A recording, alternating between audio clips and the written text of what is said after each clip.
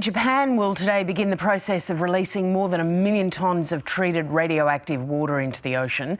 The UN's nuclear watchdog says the plan meets international standards and will have a negligible impact on the environment. But locals and some neighbouring countries are not convinced. North Asia correspondent James Oaten joins us now from Tokyo. Good morning to you, James. Can you walk us through what's going to happen today?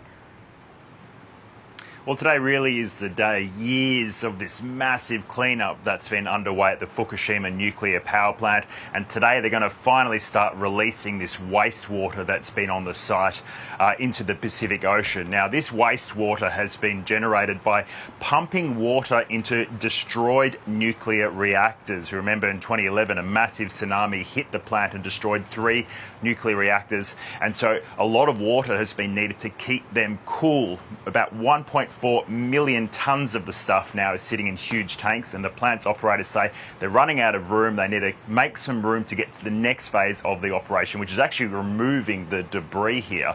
So what TEPCO has been doing is fine-tuning this filtration system that removes harmful radionuclides, and they say they've got it down working perfectly. It does remove the radionuclides, except one, which is this substance called tritium, which is a radioactive form of hydrogen. But they say that the water is then diluted so much that the amount of tritium is far within the safe drinking standards as determined by the World Health Organization and even Japan's own drinking standards here as well. So once the water has been checked, it'll then start being pumped through. They're starting small. They're not going to release large volumes today, relatively speaking, but they will eventually go up to about 500,000 litres a day. But this is a process that'll take 30, maybe 40 years. It's a long process to get these massive tanks kind of cleared and pump the water out to the ocean. So how's the news been received in Japan? Well, people here are split. One recent poll showed 53% are in support, 40% against. Really the main concern is how this will impact the local fishers, and that same poll said 75% said not enough had been done to address reputational damage or even misinformation about the release that'll harm the fishers.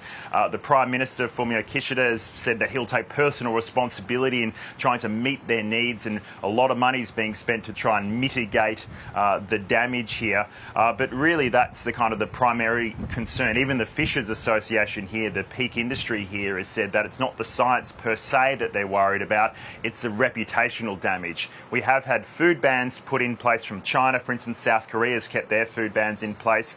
But when it boils down to, for instance, shoppers here at the supermarkets, you know, they might look at one fish from Fukushima and another fish from elsewhere, and they'll err on the side of caution and buy the fish from elsewhere. So that's the concern here. It's not necessarily the science, but the reputational damage about, I guess, suppose, Japan's clean, safe fish industry here.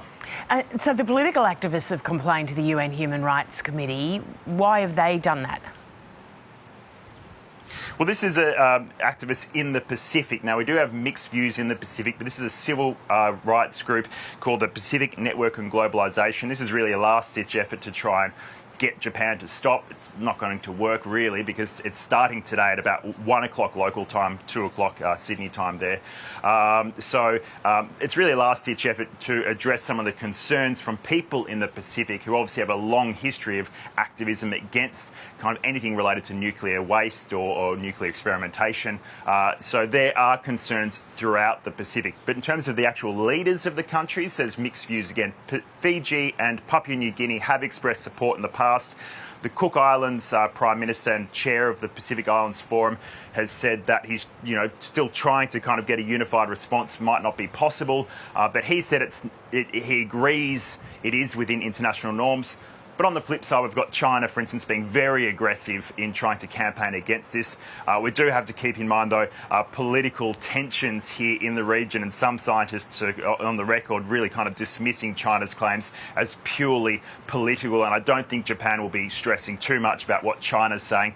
Its primary concern is to try to get as many other friends on side as possible to agree to the release. And really, as you mentioned earlier, the fact that the International Atomic Energy Agency, the UN nuclear watchdog, has supported this plan, really that's the approval they needed to then increase their diplomacy to woo those concerned parties.